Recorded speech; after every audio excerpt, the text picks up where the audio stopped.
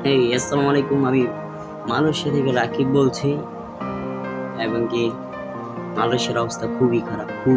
খুবই খারাপ। তো হচ্ছে মালয়েশিয়াতে যারা নতুন কলিং আসছেন, এসে দেখেন কাজ নাই। বইসা রয়েছেন ২-৩ মাস ধরে, কাজ পাইতেছেন না, কোম্পানিও কাজ দিতে পারতেছে না। তো অনেকে আছে ৪ মাস, ৩ মাস এমন করে বসে আছে, কেউ কাজ পায় না। তো এমন যে কারো কাজ দিয়া কাজ কইরা তাদের পেছনটা ধোয়া বেরিতেছে, আর এমনও আছে ৩ মাস ৪ মাস ধরে বই রয়েছে, কাজ পায় না, কাজ করতেছে না। যেমন ধরেন আমি ১৪ ঘন্টা কাজ করি, সকাল ৬টা বাজে ঘুমাতে উঠে নামাজ পড়ে আবার চলে যাই কাজে। ১৪ ঘন্টার ভিতরে সকাল ৬টা থেকে ৭টা ৮টা ৯টা ১০টা ১১টা বাজে রেস্টে আসি ২ ঘন্টা রেস্ট করে ১১টা ১২টা ১১টা বাজে আসি ১২টা ১টা এই ১টা বাজে আবার চইলা যাই ২ ঘন্টা ঘুমানোর পরেও যাইয়া আবার সেই রাত ১১টা পর্যন্ত করতে হয়। ১১টা পর করতে হয়, ম্যানেজার আইসা বলে যে ২ ঘন্টা রেস্ট করো, এই ২ ঘন্টা রেস্ট করা লাগবে না, এই ২ ঘন্টা কাজ কর।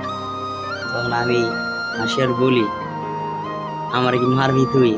সকাল ৬টা বাজে ওইটা ১৪ ঘন্টা টানা কাজ করা কি আমার পক্ষে সম্ভব? আর দেখেন কাজ করতে সকালে উঠতে এখান দিয়ে কালো হয়ে গেছে। আর মালয়েশিয়াতে অনেক লোক বসে আছে যার কাজ নাই। অনেকে আছে ফোন দেয় এখান থেকে একটা কাজে লাগিয়ে দেন। এই হচ্ছে অবস্থা, কারো কাজ আছে কারো নাই। তো এখন যেটা বলতেছি যে মালয়েশিয়াতে কেন, মালয়েশিয়া ইতালি সরি ইতালি বলে বলেছি, ইউরোপ কান্ট্রি। মালয়েশিয়া, তারপরে গিয়া হচ্ছে সিঙ্গাপুর, তারপরে হচ্ছে গিয়া দুবাই, আরো এই এশিয়া মহাদেশে যে কটা দেশ আছে সব কটা দেশে অর্থনীতি অনেক সমস্যা, আর হচ্ছে গিয়া কাজ খুবই কম। এই হচ্ছে গিয়ে আপনার বাংলাদেশে একবার খেয়াল করে দেখেন, আমাদের বয়সী ১৬ থেকে আই থিঙ্ক ১৬ থেকে ২০ বছরের ভিতরে যেগুলো পোলাপান আছে সব চলে আসছে। শুধু বাংলাদেশে না, নেপাল, পাকিস্তান, তারপরে হচ্ছে ইন্দোনেশিয়া, তারপরে ইন্ডিয়া, আরও ৬-৭টা দেশ আছে। সব দেশে মানুষ এসে মালয়েশিয়া ভরে গেছে। এখন হচ্ছে গিয়া মালয়েশিয়া একবার যে কাজ ছাড়ে সে কাজ পায় না।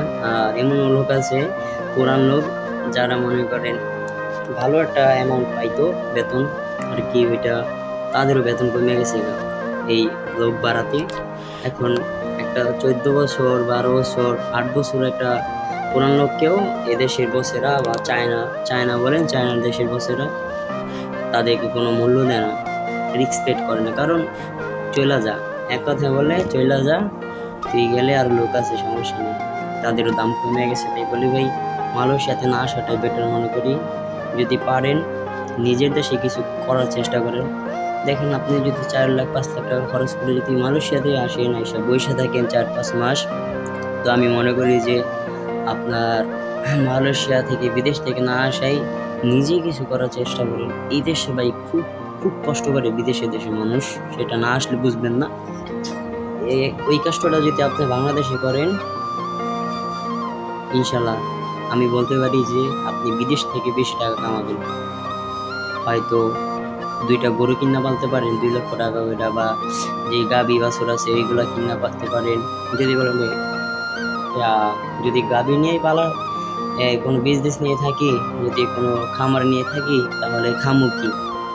তাহলে আমি বলি ২টা ৪ লক্ষ টাকা আসবেন, ৪ লক্ষ টাকা ২ লক্ষ টাকা দিয়া ৪টা গরু কিনেন, ৫০,০০০ টাকা দেবেন, ৫০,০০০ টাকা করে পাবেন বা ৬০,০০০ টাকা করে যাই পান, ওই আর কি আপাল বাছুর বলে যেটা, ওইটা ৪টা পালতে থাকেন। আর হচ্ছে গিয়া আপনার ২ লক্ষ টাকা দিয়ে একটা অটো কিনেন বা যে কোনো একটা গাড়ি কিনেন, ওইটাও চালালেন, সাথে এইটাও করলেন। আমি বলে দিতেছি, বছরে যদি আপনার ২ লক্ষ টাকাও থাকে, তাহলে বিদেশ থেকে অনেক ভালো। বিদেশে অনেক কষ্ট পাই, আরো অনেক পদের ব্যবসা আছে যা দেখতে পারেন। কিন্তু ভাই এশিয়া মহাদেশের ভিতরে কোনো দেশে আসার চেষ্টাও করেন না, পারলে ইউরোপে যাওয়ার চেষ্টা করেন। ইউরোপে যাইতে পারলে, একটা কাজ ধরতে পারলে ওইখানে একটা অ্যামাউন্ট ভালো আসে, যাইতে পারলে অনেক ভালো। আমি আল্লাহ হাফিজ।